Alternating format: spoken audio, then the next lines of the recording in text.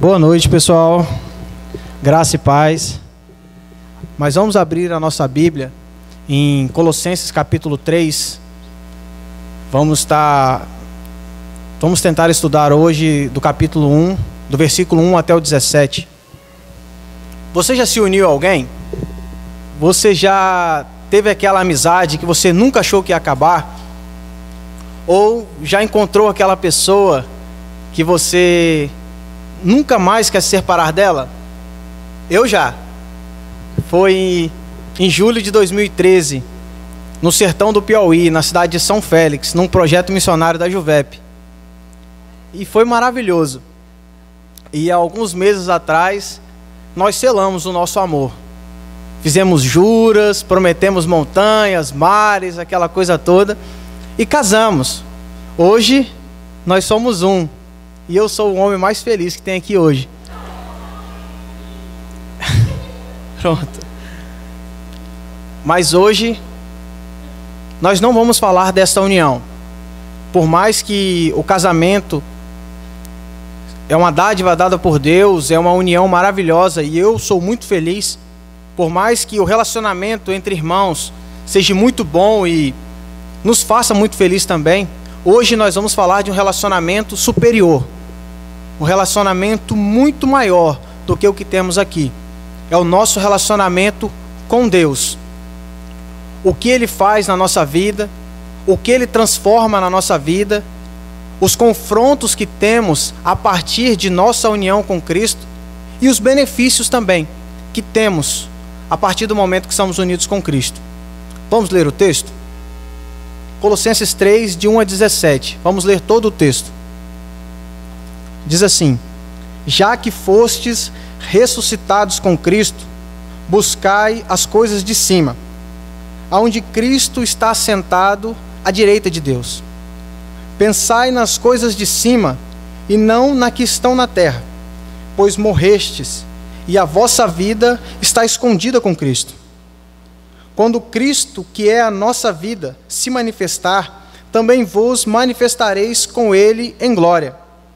Portanto, eliminai vossas inclinações carnais: prostituição, impureza, paixão, desejo mau, avareza, que é a idolatria. É por causa dessas coisas que a ira de Deus sobrevém sobre os desobedientes. Nelas também andastes no passado, quando ainda viveis nessas coisas.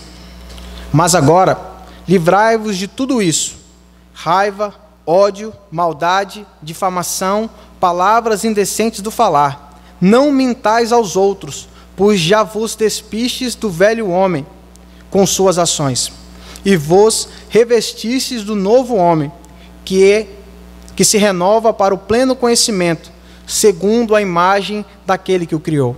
Nesse caso, não há mais grego, nem judeu, nem circuncisão, nem incircuncisão, bárbaro, cita, escravo ou homem livre, mas sim Cristo, que é tudo em todos. Então, como santos e amados, eleitos de Deus, revestivos de um coração cheio de compaixão, bondade, humildade, mansidão e paciência, suportando e perdoando uns aos outros. Se alguém tiver alguma queixa contra o outro, assim como o Senhor vos perdoou, também perdoai. E acima de tudo, revesti-vos do amor, que é o vínculo da perfeição. A paz de Cristo, para a qual também fostes chamados em um só corpo, domine em vossos corações e sedes agradecidos. A palavra de Cristo habite ricamente em vós, em toda sabedoria. Ensinai, aconselhai uns aos outros com salmos, hinos e cânticos espirituais, louvando a Deus com gratidão no coração. E tudo quanto fizestes, quer por palavras, quer por ações, fazei em nome de Jesus, dando graça por Ele a Deus Pai. Vamos orar? Senhor, nós te agradecemos, ó Pai, por poder estar na Tua casa, louvando o Teu nome e em comunhão com os nossos irmãos. Agora te pedimos, ó Deus, que o Senhor nos ajude, me ajude a falar da Tua palavra e nos ajude a receber o que o Senhor tem para nos dizer. Em nome de Jesus. Amém. Em primeiro lugar, os colossenses, nessa época, eles viviam o que foi conhecido como, em primeiro lugar, nos colossenses nessa época, chegava na cidade o que foi conhecido como a heresia de Colossos. O que é isso? A heresia de Colossos foi caracterizada por quatro filosofias ou 4 ideologias. Resumindo rapidamente elas, o gnosticismo, onde eles pensavam em um conhecimento maior ou oculto, que nem mesmo os apóstolos tinham, mas esse conhecimento os levaria até a salvação. O legalismo é quando eles conquistariam a salvação pelas práticas da religiosidade, ou pelo simples fato de estarem ou não estarem na igreja ou em qualquer lugar santo. O misticismo, eles alcançariam a salvação através dos milagres, das grandes maravilhas. Seria aí que eles iriam para o céu. E o ascetismo é quando eles comprariam a salvação através de abstinência de práticas lícitas ou autopenitência. Essas 4 tendências chegavam na comunidade de Colossos. E como eles eram basicamente novos, era uma igreja que só tinha aproximadamente 1 ano, Epáfras, o líder dessa igreja, que ouviu Paulo pregar, ficou meio sem saber o que fazer, porque ele também não tinha muito tempo de cristão, muito tempo como cristão. E então ele pede socorro a Paulo. Paulo, meu pastor, me ajuda. Então Paulo escreve essa carta, combatendo essas heresias e exaltando a suficiência e a supremacia de Cristo.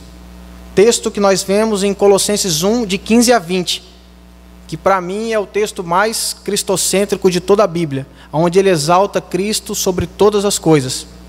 E Paulo continua, no capítulo 2, já com uma defesa da fé, argumentando contra as práticas e contra aquelas filosofias. E ele vem desmistificando rituais e culturas da época, apontando para Cristo como a solução de todos os problemas dos colossenses, não aquelas práticas. E agora, no capítulo 3, Paulo entra para uma parte mais prática da sua carta, tentando mostrar aos colossenses como seria uma vida cristã saudável, como seria uma vida após uma união com Cristo. E como eu sei que eles já são cristãos? Que Paulo não está falando aleatoriamente. Nós temos alguns textos ou algumas expressões que nos ajudam nesse entendimento. Que diz assim: aos santos e fiéis irmãos em Cristo que estão em Colossos. Vamos ver isso no capítulo 1, no verso 2. No capítulo 1:12, no verso de 1:12, diz assim: foram capacitados a participar da herança dos santos. Transportou para o reino de seu Filho amado. 1:13.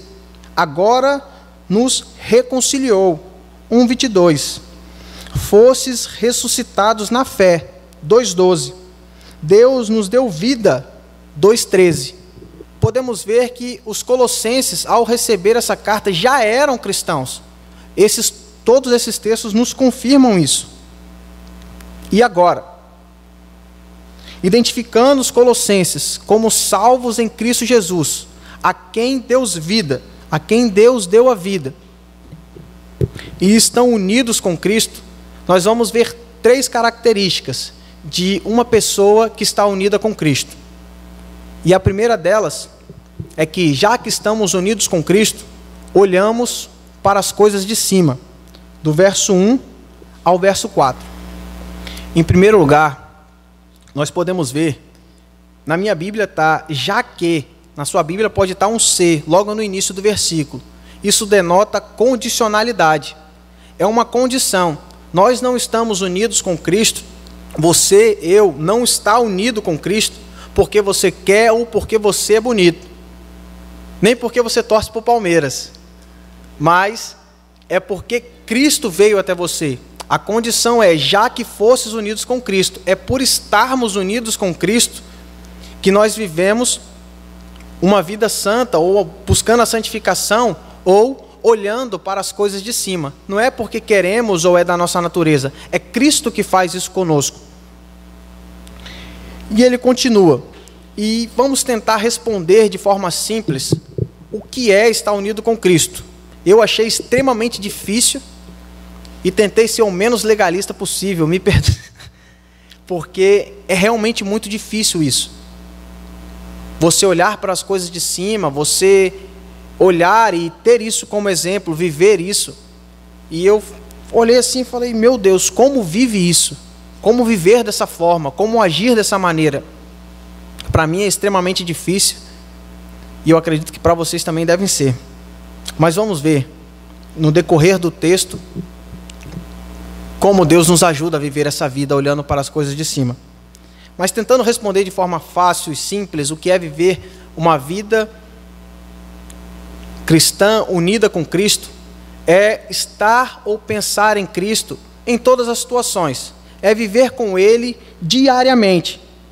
Na cruz, Cristo não só pagou nossa escrita de dívida, Ele tirou o nosso pecado, Ele tirou o peso do nosso pecado.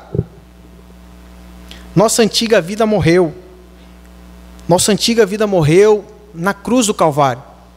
Lá, o nosso pecado foi cravado junto com Cristo. E estar unido com Cristo é exatamente isso, é sermos um com Ele. Portanto, já que fosses ressuscitado com Cristo, olhem para as coisas de cima, busquem as coisas de cima. É isso que o texto diz. Aqui, ele repete isso no capítulo 1, depois no versículo 1, depois no versículo 2. E é clara a ênfase dele em olharmos para as coisas de cima. É clara a ênfase do autor da extrema importância que tem olhar para as coisas de cima. E é literal. Ele não está falando isso para nós imaginarmos ou nós pensarmos em alguma coisa bonita. Ele fala, olhe para as coisas de cima com o sentido de nós seguirmos os mandamentos de Deus. Nós seguirmos o que Ele tem para nós. Olhar para as coisas de cima tem mais ou menos essa função, que devemos olhar para os mandamentos de Cristo, seguir os mandamentos de Cristo e tentar vivê-los. A boca seca denota nervosismo, viu? Mas tudo bem. Nós morremos para o pecado através de Jesus. Na cruz do Calvário, o nosso pecado foi morto, foi deixado lá. Somos perdoados. Russell Shedd diz que a morte desliga o morto dos interesses deste mundo. Os nossos pais no Éden foram criados imagem e semelhança de Deus. Foram criados perfeitos, sem acusações e sem manchas. Mas aí veio o pecado. Adão pecou e a partir desse momento, a nossa imagem e semelhança de Deus começou a ser corrompida. E Ele, como nosso representante, como representante da humanidade, deixou essa herança para nós. Nós também estamos afundados em pecados. E agora? Como fazer? Mas a partir de Cristo Jesus, que também foi nosso representante na cruz do Calvário, essa semelhança vem sendo restaurada. A nossa imagem e semelhança com Cristo vem sendo renovada a partir de Cristo Jesus, ou a partir de nossa união com Cristo.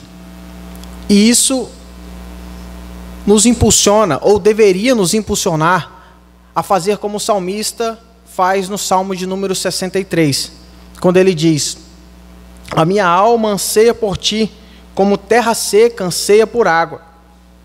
A partir da união com Cristo, esse deveria ser o nosso desejo. Para quem vai procurar, eu estou só parafraseando o Salmo, para depois dizer, não, o pregador falou, o Salmo estava errado. Mas não, essa é a ideia, que nós busquemos Cristo como um andarilho anseia por água. John MacArthur, explicando o texto, diz isso. Esse deveria ser o nosso desejo a partir da união com Cristo. E esse buscai, ele pode ser traduzido como a fim de procurar, a fim de encontrar, ou empenhar-se em.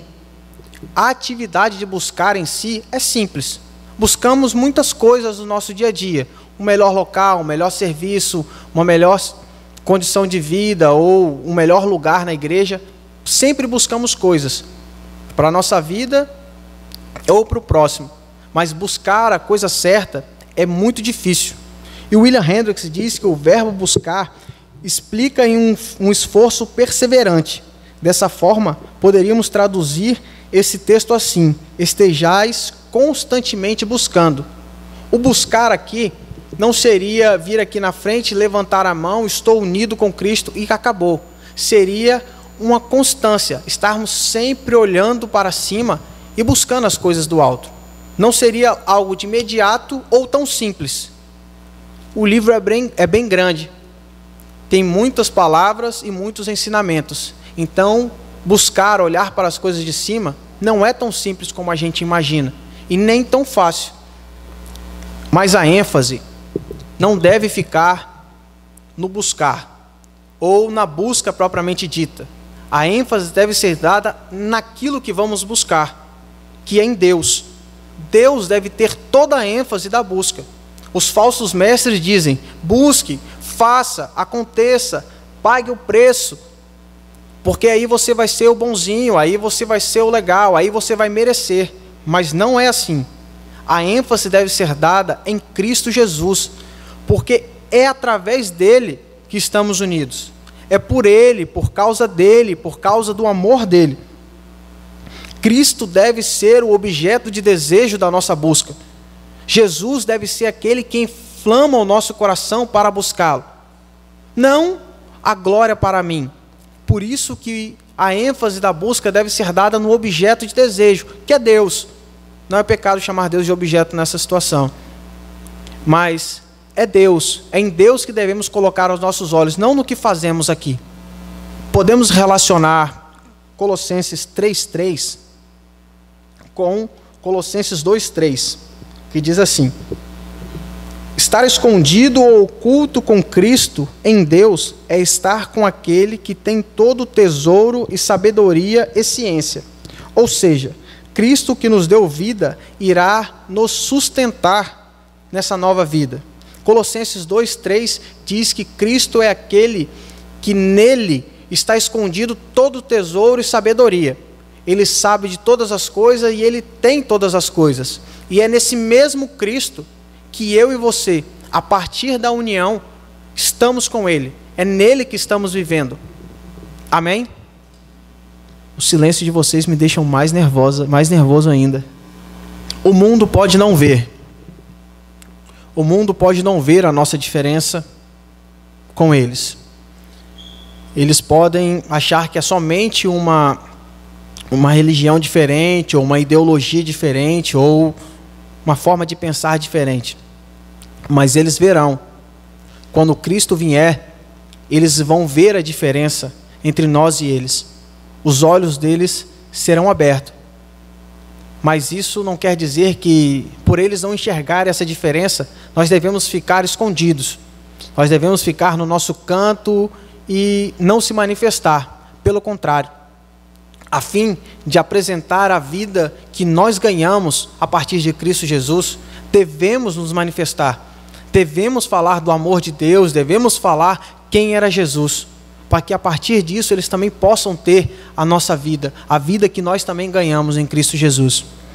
Amém? Algumas considerações, eu não posso dizer que sejam aplicações, mas algumas considerações eu vou tentar fazer a partir desse texto. E eu já peço a desculpa que eu pedi no início, eu não quero ser legalista ou impor algo que a gente não consiga fazer. Eu sei que somos pecadores, eu sei que nós pecamos todos os dias e temos falhas todos os dias, mas todos os autores que li, e a Bíblia, principalmente a Bíblia, fiz a ordem errada agora, diz que nós não podemos nos conformar com nenhum pecado que temos. Não deve ser confortável para nós pecar. Não deve ser confortável para nós ter aquele pecado oculto e deixar esquecido. Não. A partir da união com Cristo, nós morremos. Morremos para o pecado e morremos para as práticas do pecado. Você, eu, nós devemos parecer com o Cristo das Escrituras, não como a igreja local. Não estou falando isso, que você tem que ficar ligado a usos e costumes, a jeitos e ao que se impõe a doutrina da sua igreja. Mas o Cristo das Escrituras, nós temos que parecer com Ele. Aí me veio essa pergunta: Felipe, você dá testemunho de quem quando sai na rua? Cristo, quando saía na rua, por mais que Ele estivesse no mundo, por mais que Ele estivesse aqui, as pessoas viam a diferença entre elas e Cristo, entre elas e Ele. Com Paulo era a mesma coisa. Se podia ver a diferença. E nós estamos dando testemunho de quem? As nossas ações dão testemunho de quê? Outra coisa, se você não quer viver de acordo com as Escrituras, eu digo se você não quer viver, não se você não consegue, porque por vezes eu também não consigo. Acredito que com Edilson mesma coisa, com Rafael mesma coisa, com Carol mesma coisa. Por vezes nós erramos, nós pecamos, mas nós queremos. Mas se você não quer, repense sobre sua salvação. Se tem alguma coisa ou algum conselho deste livro que você não quer seguir, que você não tem vontade de segui-lo, repense sobre sua salvação. E isso é extremamente chocante para mim, e é por isso que eu falei que eu não queria ser legalista, eu não queria apresentar uma falsa religião ou uma falsa santidade, não é isso. Mas a partir da união com Cristo, nós devemos buscar as coisas de cima. Devemos buscar ser parecidos com Cristo. Devemos buscar dar testemunho de Cristo. Mas o reconhecimento e o mérito dessa união, que fique bem claro, não é nosso. Não é seu e nem meu. O dia que alguém chegar para você e falar: rapaz, moça, você é crente? Você vai à igreja? Você é crente? Ninguém vai falar que você é salvo em Cristo Jesus, né? Mas você é crente?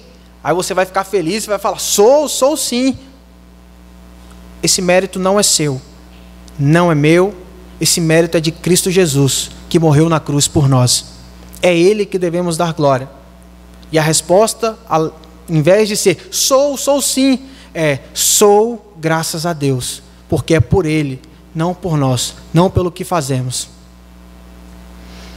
E já que fostes ressuscitado com Cristo, revestiste do novo homem.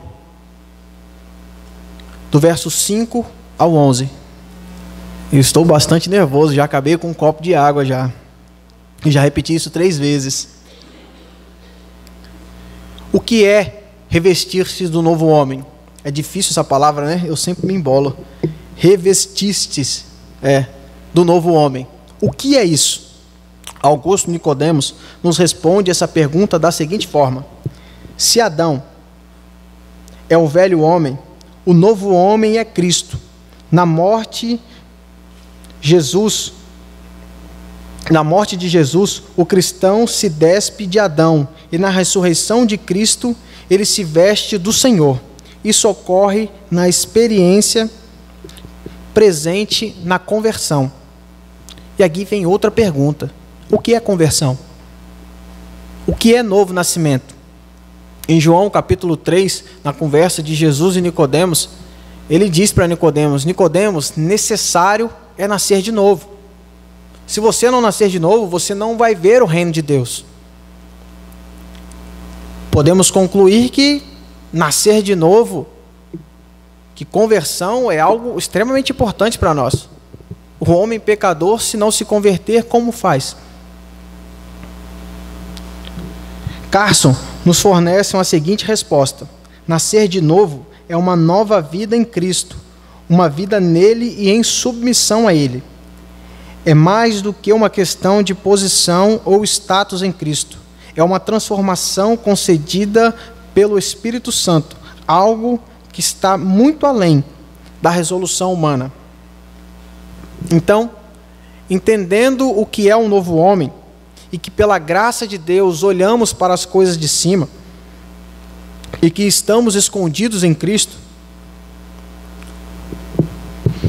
vamos sair do campo da teoria e tentar ver um pouco da prática.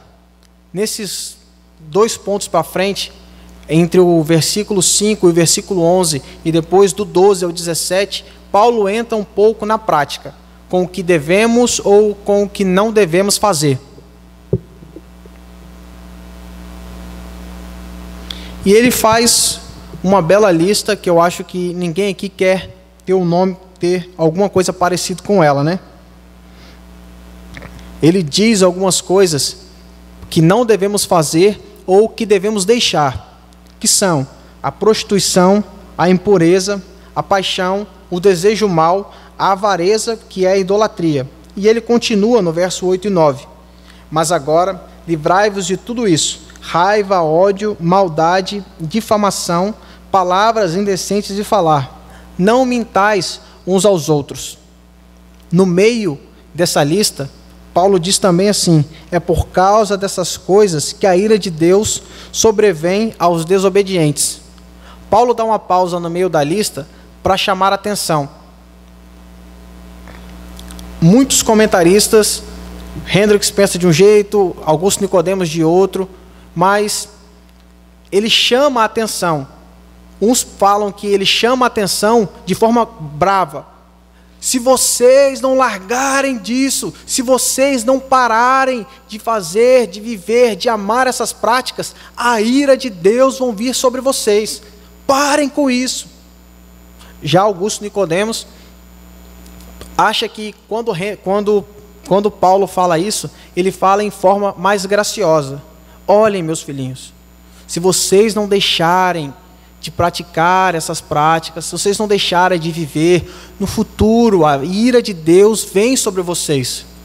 Mas as duas mostram, de forma dura e de forma suave, a graça de Deus em nos avisar, em nos aconselhar a sair, a não viver e não amar essas práticas. Hoje, nós não ficaremos presos em explicar cada pecado. Nós não ficaremos presos em falar da prostituição, a falar da difamação, da mentira. Tem um livrinho muito bom da cultura da vida, da editora Vida, que é A Supremacia de Cristo. Augusto Nicodemos que escreveu, 100 e poucas páginas, muito fácil de ler, que vai falar muito sobre a carta aos Colossenses, e ele vai mostrar e falar sobre cada pecado desse. Quem puder adquirir, eu ia trazer e esqueci. Mas é bem bonitinho, a capa é verde. Para os tricolores aí, os flamenguistas, é mais santo porque a capa é verde, entendeu?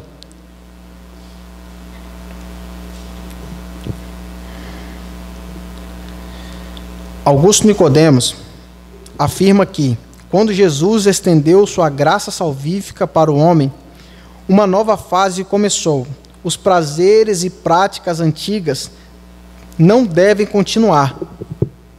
Lembrando daquela lista, eu penso no nosso passado ou no nosso presente, mas eu acredito que em nós deve ter algum daqueles pecados.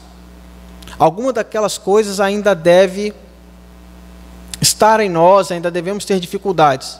Ninguém é isento de pecado, ninguém deixa de pecar, ninguém é perfeito. Porém, graças a Deus, a história não acaba aqui, não é verdade? Cristo veio, morreu por nós, pagou nossa escrita de dívida, nos tirou do império das trevas, nos transportou para o reino de seu Filho amado. Lembrando da profecia de Ezequiel, Deus tirou o nosso coração de pedra e colocou um coração de carne. Graças a Deus, não estamos nessa lista de pecadores miseráveis. Pecamos, mas nossos pecados foram redimidos por Cristo Jesus. E esse processo de novo homem, esse processo de revestir-se do novo homem, ele vem junto com um processo de santificação. A partir da nossa união com Cristo, nós iniciamos um processo de santificação. E aí eu pedi ajuda ao doutor Anthony Hawkman para definir santificação. Santificação, ele define santificação como a graciosa operação do Espírito Santo, que envolve nossa participação responsável, pela qual ele nos livra da poluição do pecado, renova nossa natureza inteira, segundo a imagem de Deus, e habilita-nos a viver de forma a agradá-lo. Somos aperfeiçoados em Cristo Jesus. A partir da união com Cristo Jesus, um processo de santificação começa em nossa vida. Então nós entramos em um ciclo, que Hendricks, comentando o capítulo 1, diz que nós entramos no ciclo de conhecimento e de graça. Porque a partir do momento que conhecemos mais a Deus, nós passamos a amar mais a Deus. Então, a partir do momento que amamos mais a Deus, nós obedecemos mais os seus mandamentos. E obedecendo mais os seus mandamentos, Deus se torna mais atrativo a nós, e assim nós passamos a querer conhecê-lo mais. Então entra no ciclo. Você conhece a Deus e você fica extremamente apaixonado, você começa a amar Ele de forma que nunca pensou que poderia amar alguém ou algum ser. Então você passa a, com prazer, seguir os seus mandamentos. Então, automaticamente você quer conhecer mais a Deus. E aí vem o processo de santificação.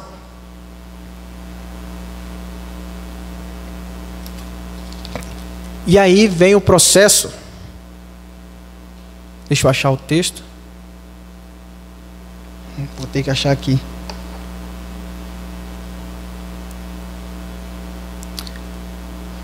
Com isso, seremos renovados no pleno conhecimento, segundo a imagem daquele que nos criou.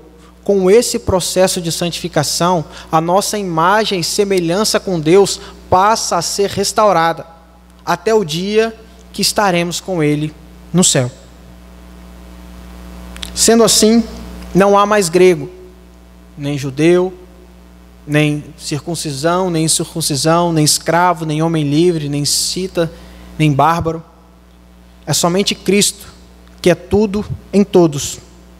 E um comentarista falou que Ele é o Filho amado de Deus, a imagem do Deus invisível, o primogênito de toda a criação. Ele é o eterno, onipotente Criador, é o cabeça da igreja, Ele é o nosso Redentor, Ele é a esperança da glória, Ele é o detentor de toda a sabedoria e conhecimento. Cristo é a plenitude de Deus, Ele é tudo em todos.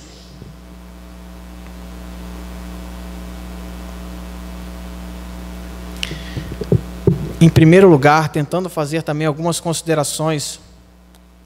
A primeira delas é, diante das Escrituras, devemos jogar nosso preconceito fora. E devemos ser imitadores de Cristo, que nunca foi preconceituoso. Renan pregou domingo que as primeiras pessoas que Jesus apareceu após a ressurreição foram as mulheres. Pessoas que eram desprezadas de sua época. Podemos lembrar de várias outras pessoas, de o cobrador de impostos, de Zaqueu, de Mateus, o cobrador de impostos. Podemos ver que Jesus não tinha preconceito. Não importa se é gordinho, se é magrinha, se é baixinha, se é alto, se é flamenguista, se é palmeirense. Não pode haver preconceito. A nossa união com Cristo quebra esse preconceito. Não há ninguém melhor do que ninguém. Cristo, a partir dele, nós nos tornamos mais parecidos com Ele. Então que isso saia da nossa mente, saia do nosso coração, e que possamos viver com os nossos irmãos em paz, em amor e em harmonia. Parece discurso de Miss Universo, né? Mas essa é a verdade. Que a partir da união com Cristo, nós possamos ser um, nós possamos nos conectar. Paulo, além de lutar contra a discriminação, além de renovar, de mostrar o homem da onde ele veio, Paulo também combate a heresia de Colossos, quando ele diz: somos revestidos do novo homem, que pela graça, que é Cristo, pela graça de Deus. O que é isso? Ele combate todas aquelas heresias que falei no início também nesse texto. A ideia que um pensamento maior, ou um pensamento superior irá nos levar para o céu. A ideia que milagres e maravilhas irão nos salvar. A ideia do fato de virmos aqui todo sábado, toda sexta, todo domingo, também irá nos salvar. A ideia de legalismo. A ideia de autopenitência ou sacrifício também irá nos salvar. Paulo combate isso, apontando para Cristo, que é o único que pode nos salvar, o único que tem poder para livrar o homem pecador da condenação eterna.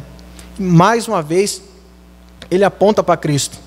Eu queria terminar esse ponto citando Hernandes Dias Lopes, que diz que Cristo é o centro da história, da criação e da salvação.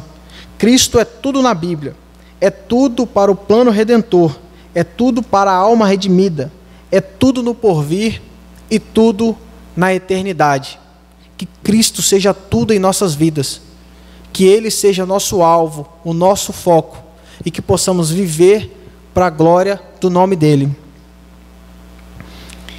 E já que fostes ressuscitados com Cristo, já que a partir da união com Cristo, nós olhamos para as coisas de cima, e a partir desta união somos revestidos do novo homem, Ele também nos capacita a ser igreja. Ele nos capacita a ser igreja. E Paulo começa esse trecho, esse parágrafo, com uma declaração que é costumeira dele. Ele diz: aos santos e amados eleitos de Deus. O eleitos de Deus é mais uma vez mostrando aos colossenses que a salvação não vem deles, mas sim vem de Cristo Jesus.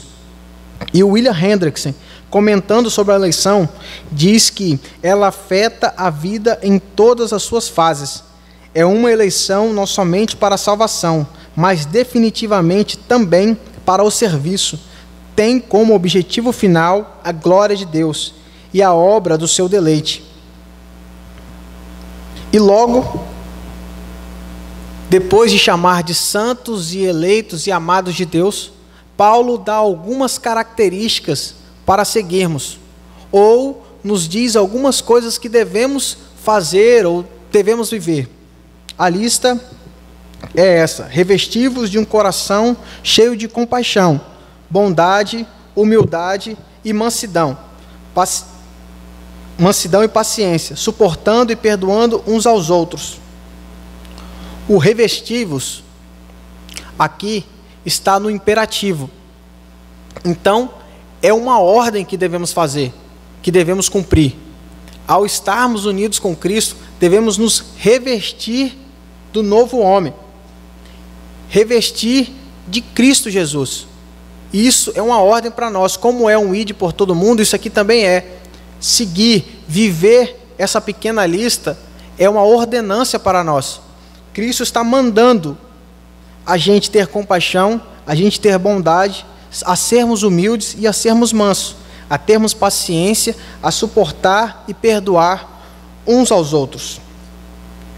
E ele continua, e agora ele eleva o padrão do novo homem de forma muito alta, de uma forma que eu e você não podemos viver. Ele diz: assim como o Senhor. Me diz como fazer isso.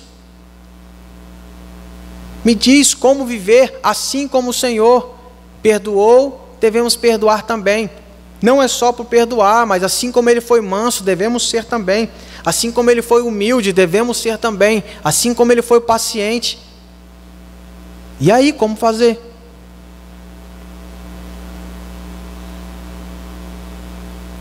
É bem difícil, mas é Cristo que nos ajuda. E logo depois ele exalta o amor.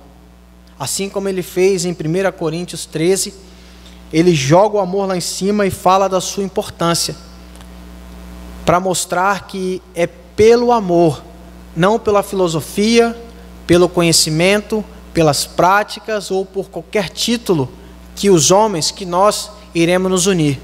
É somente através do amor. Lendo isso, logo eu lembrei da conversa de Jesus com João. Com Pedro, desculpa. Quando ele fala: Pedro, tu me amas? Apacenta as minhas ovelhas. É somente a partir do amor de Deus que nós podemos amar ao próximo. Ali, se Pedro não amasse a Deus, impossível seria ele amar o próximo ou apacentar as ovelhas. Também serve para nós. Se não amarmos a Deus, nós não vamos amar o próximo. Eu não vou amar a minha esposa, Rafael não vai amar a sua namorada, eu não vou amar o Lucas, coisa que é bem difícil. Mas se não for Cristo Jesus, isso será impossível. Se não for a partir dele, não tem como. E ele continua, antes citarei Shed, que diz bem assim: sendo Cristo a fonte e a perfeita expressão desse amor, o amor então seria o polo norte da nossa bússola, da bússola de nossa vida, redirecionando o cristão para a direção prática que deve tomar. Ou seja, o amor é o vínculo que une todas as outras virtudes. Se você não tiver amor, dificilmente você será manso com teu irmão. Se eu não tiver amor, dificilmente eu vou ser paciente. Se Rafael não tiver amor, dificilmente ele vai ser paciente com o cunhado, que é tão chato. Mas é a verdade. O amor é o vínculo que vai unir todas as outras virtudes. E logo, ele segue falando da paz. Da paz de Cristo habite em nossos corações. Que essa paz seja o árbitro em nossos corações. E essa expressão, árbitro em, significa controlar, decidir ou determinar. Ou seja, que a paz de Cristo governe os nossos pensamentos, as nossas ações e as nossas reações. Que a paz de Cristo reine em nós, que ela gere essa comunhão. Sem ela será impossível, mais uma vez, mostrando a nossa pequenez e a grandiosidade de Cristo Jesus. A paz de Cristo seja o árbitro de nossas ações e nossas reações, porque fomos chamados para sermos um. E citando Renan na pregação de domingo, quando ele comenta sobre Colossenses 3,16, um conselho de Paulo para nós é que tenhamos boas conversas aonde Cristo é o centro. Que possamos rir, brincar, comer, nos divertir, jogar joguinhos no celular no intervalo do seminário.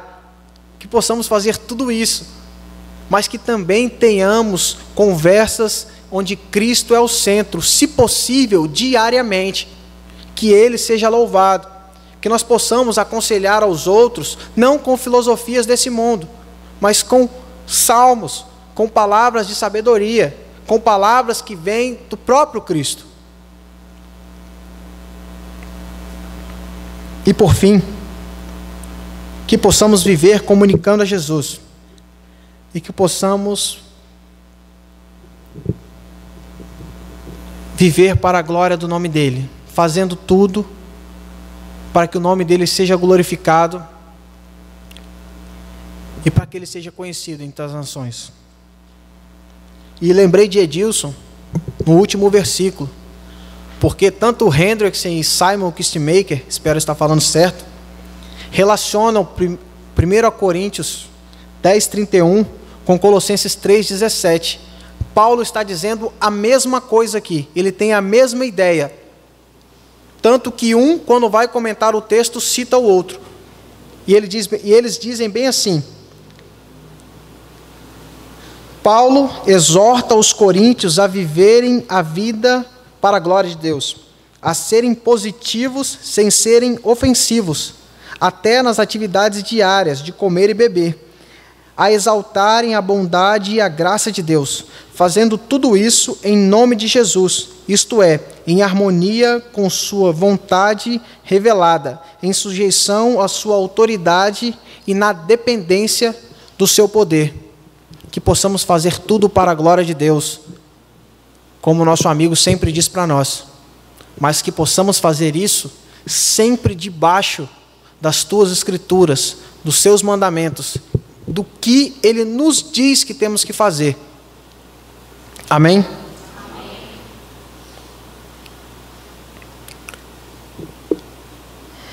A rede, onde um conecta a todos, o nosso slogan, é extremamente relacionado com esse texto. Porque nós só vamos se conectar se nós nascermos de novo. Nós só vamos se conectar se nós formos unidos com Cristo. É a partir da união com Cristo que nós olhamos para as coisas de cima. É a partir da nossa união com Cristo que somos revestidos do novo homem. E é a partir da nossa união com Cristo que Ele nos capacita a ser igreja, que Ele nos conecta a todos os outros. Por isso devemos olhar para Cristo Jesus. É interessante como Paulo faz a distinção de Adão e Cristo. Primeiro ele manda nos olhar para cima, depois ele nos dá a má notícia de vários pecados que ainda cometemos, e depois ele dá a maravilhosa notícia que somos revestidos do novo homem a partir de Cristo Jesus. Que o nome dele seja glorificado em nossas vidas, que o nome dele seja apresentado através de nossas vidas, que a vida que ele nos deu, nós possamos também levar às outras pessoas. Sou muito feliz com o meu casamento. Sou casado com a mulher mais linda do mundo. Não seria nenhum erro falar que eu sou o homem mais feliz desse mundo. Meu casamento é maravilhoso e aos solteiros eu aconselho. Tenho 3 meses de casado e digo, casem porque é muito bom. Mas melhor ainda é a nossa união com Cristo. Ela sabe disso. E que Cristo seja o Senhor de nossas vidas. Que a partir dele, a partir da união com Ele, nós possamos se parecer mais com Cristo Jesus em nossas ações e nossas reações. E que possamos levar essa vida que Ele nos deu para todos aqueles que não conhecem. Amém?